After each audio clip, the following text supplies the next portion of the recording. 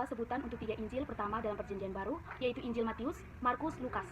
Injil sinoptik adalah sebutan bagi tiga kitab pertama dalam Perjanjian Baru, yaitu Injil Markus, Matius, dan Lukas. Ketiganya disebut sinoptik karena memiliki sebutan pandangan yang serupa dalam menyajikan kisah hidup, ajaran, kematian, dan kebangkitan Yesus Kristus. Kata sinoptik berasal dari bahasa Yunani yaitu shin, bersama, dan opsis, pandangan yang berarti melihat persamaan atau melihat dengan cara yang sama. Ketiga Injil ini sering disusun secara berdampingan dalam studi Alkitab untuk menunjukkan kesamaan serta perbedaan antara satu dengan yang lain.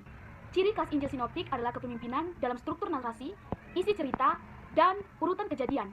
Meskipun terdapat perbedaan dalam gaya bahasa, detail, dan penekanan teologis, sebagian besar isi dan peristiwa dalam ketiga Injil tersebut. Hal ini berbeda dengan Injil Yohanes yang memiliki gaya penulisan, isi, dan teologi yang lebih khas dan berbeda dari tiga Injil lainnya. Para ahli Alkitab percaya bahwa Injil Markus ditulis terlebih dahulu dan menjadi sumber bagi Injil Matius dan Lukas. Teori ini dikenal sebagai hipotensi Merkurius dan menjadi bagian penting dalam studi hubungan Injil-Injil sinoptik. Kita akan membahas tentang Injil Markus. Berdasarkan tradisi gereja mula-mula, Injil Markus ditulis oleh Yohanes Markus. Ia diyakini sebagai anggota jemaat Kristen di Yerusalem dan menjadi rekan pelayanan Rasul Petrus. Menurut para peneliti, Markus menulis pengajaran-pengajaran yang diterima dari Petrus. Meskipun banyak pendapat menyatakan hal tersebut, perlu didasarkan bahwa nama Markus cukup umum pada masa itu, sehingga tetap ada kemungkinan nama tersebut merujuk pada orang lain. Yang pertama, di mana Injil Markus ditulis. Beberapa pakar menyebut bahwa Injil Markus ditulis di kota Roma, namun terdapat kemungkinan juga bahwa penulisannya dilakukan di wilayah Kekaisaran Romawi yang berada di luar kota Romawi. Oleh karena itu, lokasinya pasti masih menjadi perdebatan. Yang kedua, kapan Injil ini ditulis? Secara umum, para ahli meyakini bahwa Injil ini disusun beberapa tahun sebelum kehancuran kota Yerusalem, yaitu sekitar tahun 70 Masehi. Berikutnya beberapa catatan mengenai sumber Ki. Seperti yang lebih dibahas sebelumnya, terdapat banyak kesamaan antara Injil Matius dan Lukas yang tidak berasal dari Injil Markus. Kesamaan ini sebagian besar berasal dari ucapan-ucapan Yesus. Hal yang menarik, kesamaan tersebut tidak hanya muncul dari isi pokok ajaran, melainkan juga terlibat dalam penggunaan istilah atau kata, kosakata, istilah-istilah berbahasa Yunani yang dipakai oleh Matius dan Lukas menunjukkan adanya sumber bersama.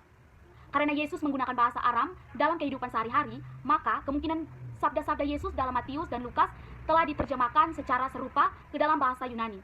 Artinya bukan hanya sabda yang sama yang mereka tulisan, tetapi juga hasil terjemahan yang diidentik. Kesamaan dalam cara penerjemahan ini menjadi bukti kuat bahwa Matius Lukas mungkin memakai sumber sabda Yesus yang sama, yang kemungkinan oleh para ahli disebut sebagai sumber Ki. Yang berikutnya beberapa catatan mengenai bahan M. Bahan yang dimaksud dengan M dianggap sebagai tradisi yang hanya ditemukan dalam Injil Matius, tidak terdapat dalam Injil lainnya. Hampir seluruh bagian diyakini berasal dari kisah-kisah yang hanya diketahui oleh komunitas atau tradisi Matius sendiri.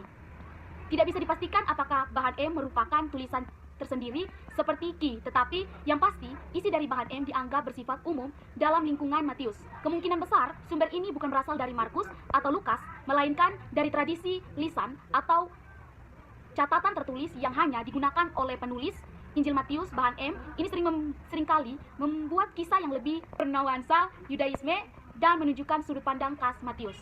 Yang berikutnya beberapa catatan mengenai bahan L. Sekitar separuh Injil Lukas dianggap berasal dari sumber yang hanya dimiliki oleh Lukas, yang disebut dengan bahan L. Para ahli meyakini bahwa bahan ini merupakan ciri khas dari Injil Lukas. Meskipun ada kemungkinan bahwa bahan L ini berasal dari sumber tertulis, banyak yang menyatakan bahwa bahan ini lebih bersifat tradisi lisan. Bahan ini tidak ditemukan dalam Injil lainnya dan memberikan ciri khas tersendiri bagi narasi Injil Lukas. Apa yang terjadi sebelum kitab Injil serta sumber-sumber tertulis muncul? Setelah menelusuri hubungan antar Injil dan sumber-sumber yang digunakan oleh para penulis Injil, muncul pertanyaan bagaimana sebenarnya proses penyusunan ini berlangsung. Penelitian terhadap hal ini memang telah dilakukan, dan meskipun belum memberikan jawaban mutlak, ada indikasi bahwa telah mencapai semacam kesepakatan umum mengenai perkembangan awal Injil. Sekitar awal tahun 1920, perhatian mulai diarahkan pada latar belakang sejarah yang mendasari penulisan kitab-kitab Injil, terutama terkait konteks sosial dan historinya. Hal yang kemudian menjadi pokok persoalan baru dalam studi Perjanjian Baru. Yang pertama, bentuk-bentuk berikut. Dalam kitab Injil, kita bisa menemukan beragam jenis materi dengan berbagai bentuk. Melalui pendekatan sejarah bentuk, dapat terlihat bahwa banyak bagian Injil bisa diklasifikasikan berdasarkan bentuk atau jenisnya. Berikut adalah beberapa bentuk perikop umum yang ditemukan. Yang pertama, kisah ucapan. Yang kedua, kisah mujizat. Yang ketiga, ucapan Yesus, ucapan yang berulang, cerita tentang Yesus, cerita mengenai penderitaan Yesus, dan ringkasan. Penyelidikan penyusunan Injil-Injil. Ketika kita membaca sebuah surat kabar, secara tidak langsung kita memahami bahwa isi urutan beritanya telah melalui proses penyuntingan oleh redaksi. Tim redaksi memutuskan berita mana yang akan ditampilkan di halaman utama, mana yang cocok ditampilkan di bagian tengah, dan mana yang perlu disesuaikan dengan proses membaca. Mereka juga menentukan judul untuk setiap artikel. Dengan kata isi surat kabar sangat dipengaruhi oleh keputusan tim redaksi dan sumber informasi mereka. Serupa berlaku dalam penyusunan kitab Injil. Di balik penulisan Injil terdapat tradisi lisan yang telah diwariskan secara turun-temurun. Kepada para penulis Injil, proses pewarisan ini menjadi salah satu fokus utama dalam kajian penyusunan Injil. 1. Penyelidikan penyusunan redaksi sebagai sebuah rumus.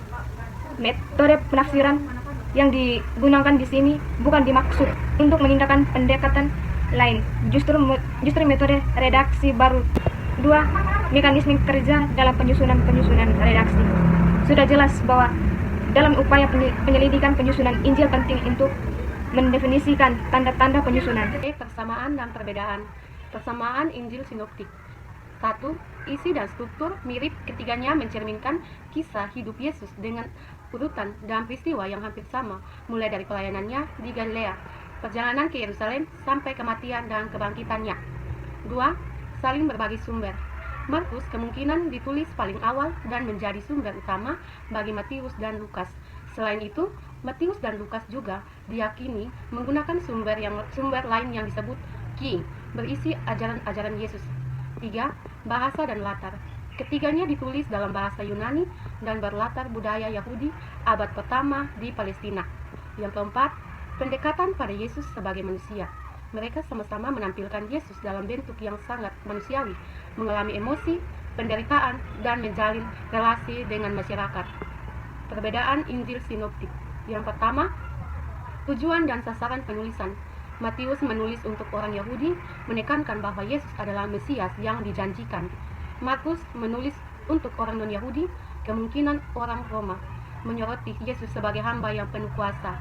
Lukas menulis untuk kalangan non-Yahudi berpendidikan, menekankan Yesus sebagai juru selamat untuk semua bangsa.